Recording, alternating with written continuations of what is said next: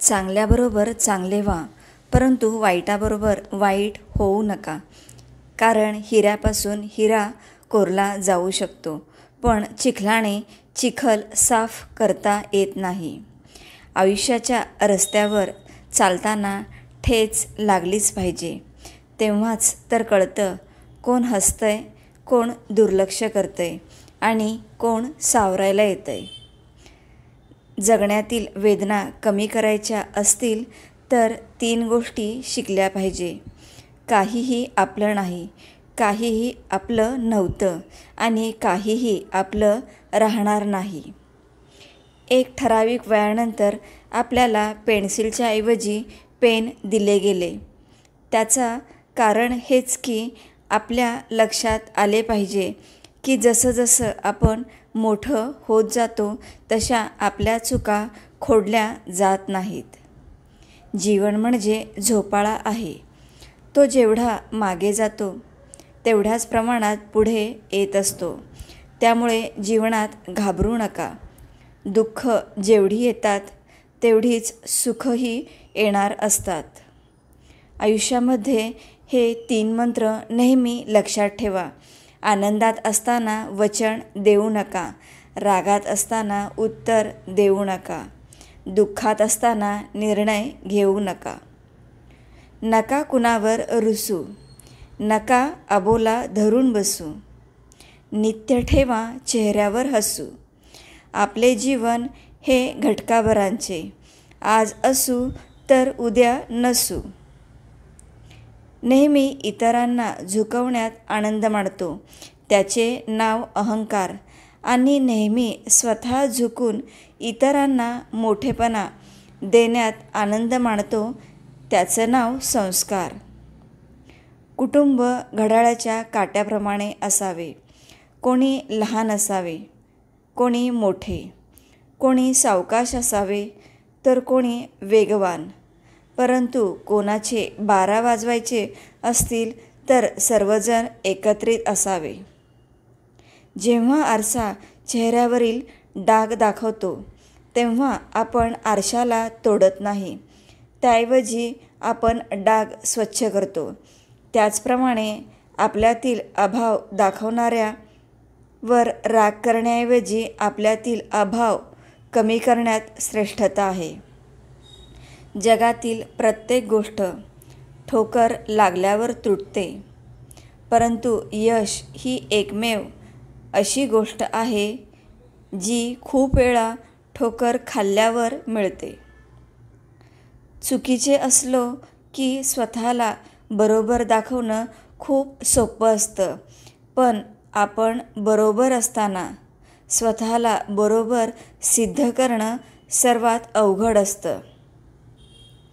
पूल आणि भिंत या दोन्हींच्या बांधकामामध्ये समान गोष्टी वापरल्या जातात, तरीही पूल लोकांना जोडण्याचे काम करतो आणि भिंत लोकांना एकमेकांपासून वेगळे करण्याचे.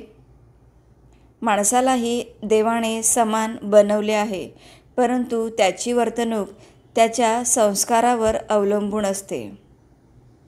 बळ आल्यावर प्रत्येक पाखरानं आभाळात जरूर उडावं, पण ज्या घरट्याने आपल्याला ऊब दिली ते घरटं कधी विसरू नये. बरं चाललंय आयुष्यात हे आपण कोणालाही सांगू शकतो, पण खरं काय चाललंय आपल्या आयुष्यात हे सांगायला जवळचाच माणूस लागतो.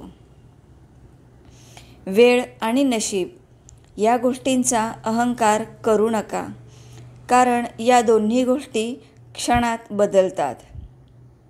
लोक जेव्हा तुमच्या विरोधात बोलतील, आवाज वाढवतील तेव्हा घाबरू नका. फक्त एक गोष्ट लक्षात ठेवा, प्रत्येक खेळात प्रेक्षक आवाज करतात, खेळाडू नाही. खिशातली रक्कम बुद्धिमत्तेवर खर्च होत असेल तर ते धन चोरले जात नाही. ज्ञानासाठी केलेली गुंतवणूक ही नेहमीच चांगला परतावा देते. गेलेला पैसा सहज परत मिळवता येतो. गेलेले आरोग्यही थोड्याफार कष्टाने मिळवता येते, पण चारित्र्य मात्र एकदा गेलं की परत मिळवणं अशक्यच. जे लोक तुमच्यापेक्षा जास्त कष्ट करतात ते तुमच्यावर कधीच टीका करणार नाहीत. तुमच्यावर तेच लोक टीका करतात ज्यांनी कधीच तुमच्या एवढे कष्ट घेतलेले नसतात. नावासाठी काम करू नका, कामासाठी काम करा.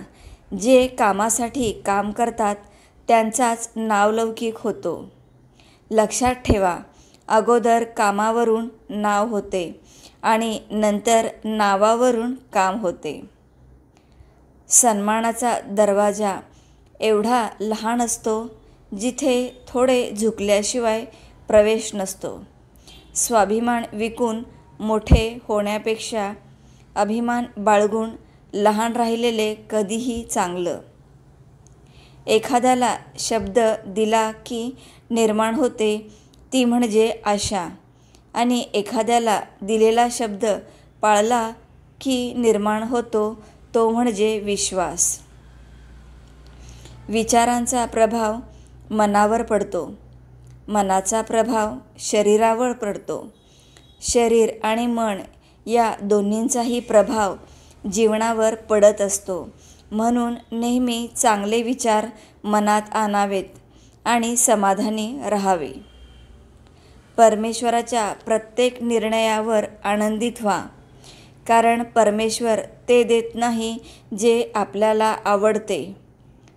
उलट परमेश्वर तेच देतो जे आपल्यासाठी चांगले आहे. गोड बोलण्याचे सोंग करणारा माणूस कधीच कोणाचा हितचिंतक नसतो, हे लक्षात ठेवा. प्रत्येकाने आपले कौतुक केले पाहिजे हे गरजेचे नाही, परंतु कोणीही आपले वाईट करू नये असा प्रयत्न करा.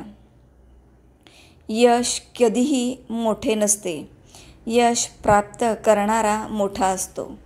मैत्री कधीच मोठी नसते, मैत्री टिकवणारे नेहमीच मोठे असतात.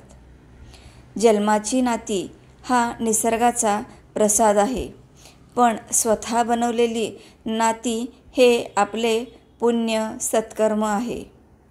हृदय समुद्रासारखे ठेवा, नद्या आपोआप येऊन मिळतात. तणावमुक्त जगा, हसा आणि हसवा.